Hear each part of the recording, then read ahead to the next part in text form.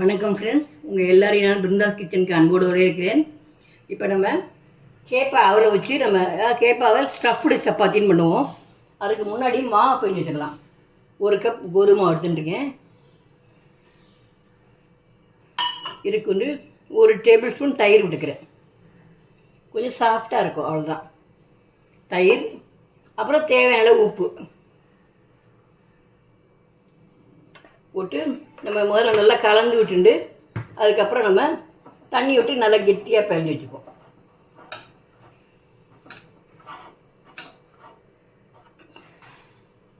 முதல்ல உப்பு எல்லா இடத்துலையும் படுற மாதிரி முதல்ல கலந்துக்குங்க, உப்பு தயிர் எல்லாமே.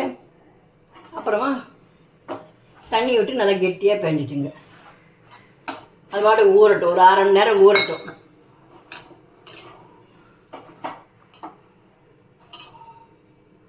இப்போ பிசைஞ்சாச்சு. இதில் வந்து 1 ஸ்பூன் எண்ணெயை விட்டு நல்லா கலந்து வைங்க.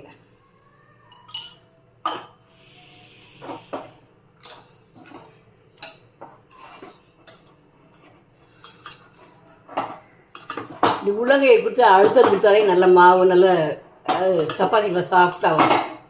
இல்லைனா நீங்கள் சாஃப்டாக வரணுனாக்க நான் முன்னாடி ஒரு வீடியோவில் போட்டிருக்கேன். நம்ம கீரை கடையிற மற்ற வச்சு நம்ம அதை வச்சு நல்லா தட்டலாம். இல்லைன்னா வெல்லம் தட்டலாம், கல் வச்சுருப்போம். அதை வச்சு கூட நல்லா பிரட்டி தட்டிங்கன்னா சப்பாத்தி நல்லா சாஃப்டாக வரும். இப்போ இந்த மாதிரி அப்படியே மூடி வச்சுருவோம். மூடி வச்சுருவோம். 1/2 மணி நேரம் கழித்து நம்ம எடுத்து பண்ணலாம். வணக்கம் ஃப்ரெண்ட்ஸ், உங்கள் எல்லாரையும் நான் பிருந்தாஸ் கிச்சனுக்கு அன்போடு வரவேற்கிறேன். இப்போ வந்து நம்ம மாவு இப்போலாம் பிழிஞ்சு வச்சாச்சு. இப்போ நம்ம ராகி அவலை வந்து ஸ்டஃப் பண்ணணும். அதுக்கு நம்ம அடுப்பில் சட்டி வச்சுருக்கேன். அதில் வந்து நம்ம ஒரு 2 ஸ்பூன் எண்ணெய் ஊற்றிப்போம்.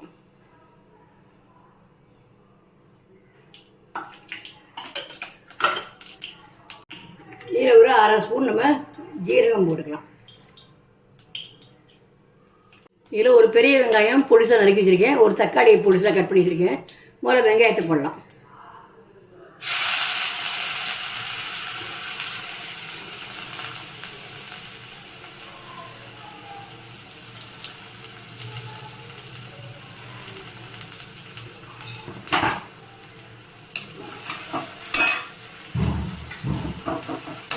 இப்போ தக்காளியும் போட்டுடலாம். தக்காளியும் போட்டுட்டு தேவையான அளவு உப்பையும் போட்டுடலாம்.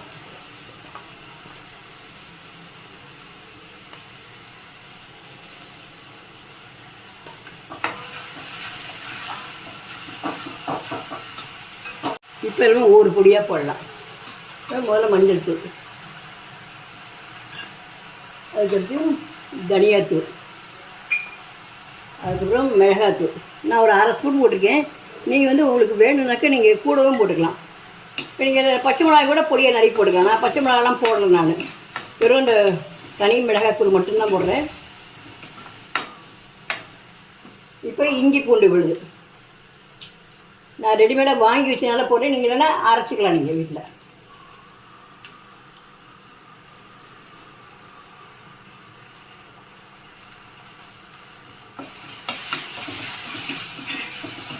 இப்போ நல்லா பச்சை வாசனை போகிற வரைக்கும் நம்ம வதக்கலாம். இப்போ ஆம்சூர் பொடி ஒரு 1/2 ஸ்பூன் போடுறேன். இது ட்ரை மாங்காய் பவுடர். இது இருந்தால் போடலாம், அப்படி இல்லைன்னா போடணுங்கிற அவசியமும் இல்லை. எங்கே கடைசியிலேங்க லெமன் புழிஞ்சு ஊற்றிக்கலாம். புளிப்பு தான், புளிப்பு துவைக்காதான். கொஞ்சம் புளிப்பு சுவை இருந்தால் நல்லாயிருக்கும் நம்ம சாப்பிட்றப்போ. அதுக்காக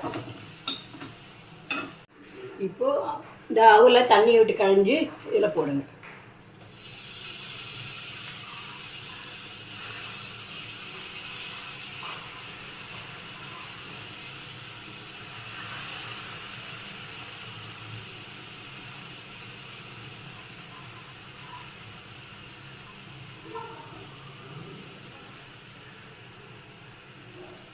இப்போ நல்லா சேர்த்து வதக்கி விடுங்க.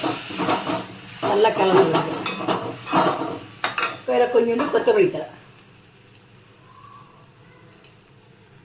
வாசனைக்காக.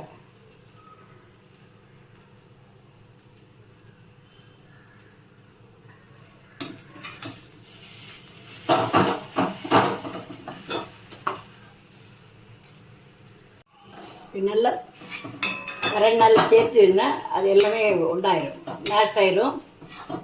நம்ம கொஞ்சம் ஆறினவுடனே எடுத்து நமக்கு வேணுங்கிற அளவுக்கு உருண்டையாக எடுத்து சப்பாத்திக்குள்ளே வச்சு நம்ம இட்டு போட வேண்டியது. இதுலேயே நீங்கள் கரம் மசாலா போடனாலும் போட்டுக்கலாம். நான் கரம் மசாலா அந்த மசாலா அது பிடிக்காதனால நான் போடல. நீங்கள் போடணுன்னா போட்டுக்கலாம். நீங்கள்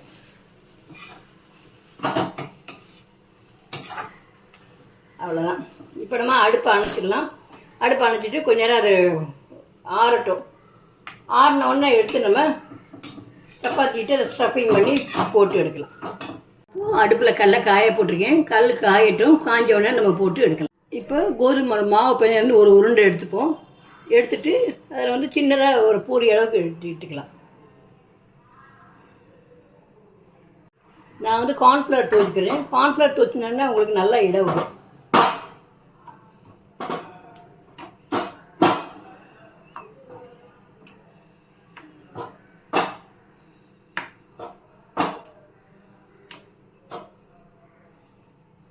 இப்போ நம்ம அந்த ஸ்டஃபிங் பண்ணிட்டு இருக்கிறது அதில் ஒரு உருண்டை எடுத்து வச்சுப்போம். நம்ம இப்படி ஒரு உருண்டையாக உருட்டி நடுவில் வச்சுட்டு இதை சுற்றி இரடி மூடி விட்டுணும்.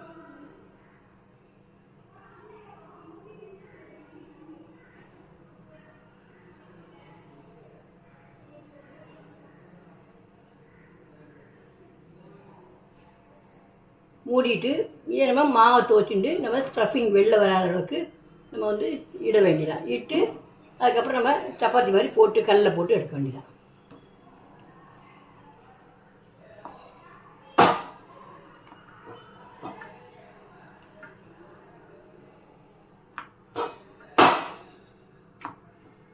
இப்படி பண்ணுறப்ப எல்லா இடத்துலையுமே அந்த ஸ்டஃபிங் போயிடும். நம்ம சாப்பிட்றப்ப நல்லாயிருக்கும்.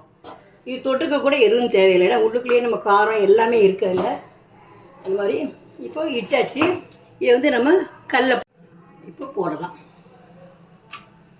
போட்டு ஒரு நிமிஷம் 2 நிமிஷம் ஆட்டும். ஆன உடனே நம்ம திருப்பி போடலாம். இப்போ உடனே திருப்பி போடக்கூடாது. பபிள்ஸ் வர ஆரம்பிக்கிறது. அடுப்பு கொஞ்சம் மீடியமாகவே வச்சுக்கணும். ரொம்ப பெருசாக வேண்டாம். இப்போ நம்ம திருப்பி போடலாம். திருப்பி இன்னும் 1 நிமிஷம் கழித்து நம்ம திருப்பி போட்டு இப்போ 2 பக்கம் எண்ணெய் விட்டு வேக விட்டு இப்போ நம்ம திருப்பி போட்டுட்டு நம்ம எண்ணெய் விடலாம்.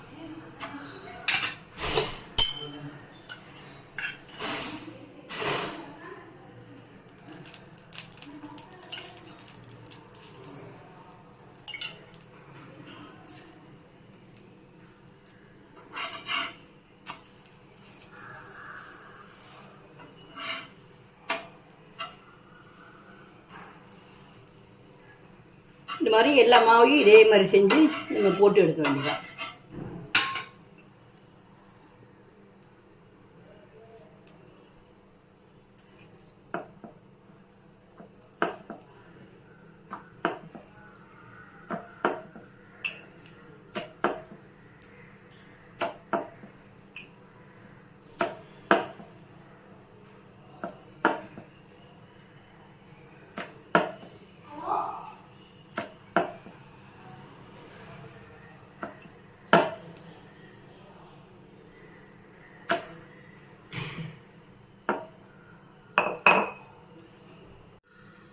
இப்போ இதை எடுத்துடலாம். எடுத்துட்டு இது மாதிரி எல்லா மாவையும் இது மாதிரி போட்டு இருக்க வேண்டியதான்.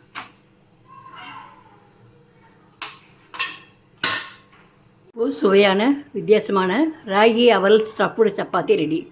இது நம்ம உள்ளுக்குள்ளே நம்ம எல்லாமே காரம் புளிப்பு எல்லாமே இருக்குது. இது தொட்டுக்கு எதுவும் தேவையில்லை. அன்றைக்கி வேணுனாக்கா நம்ம தயிர் தொட்டு நான் கெட்டி தயிர் தொட்டுன்னு சாப்பிட்றேன். அது புளிக்காத தயிர் நல்லாயிருக்கும். உங்களுக்கு எது இஷ்டமாக ஊரோட தொட்டு சாப்பிடுவாங்க. எது இஷ்டமாக தொட்டுன்னு சாப்பிடுங்க. செஞ்சு பார்த்துட்டு உங்கள் ஒப்பீனியனை கமெண்டில் போடுங்க. தேங்க்யூ.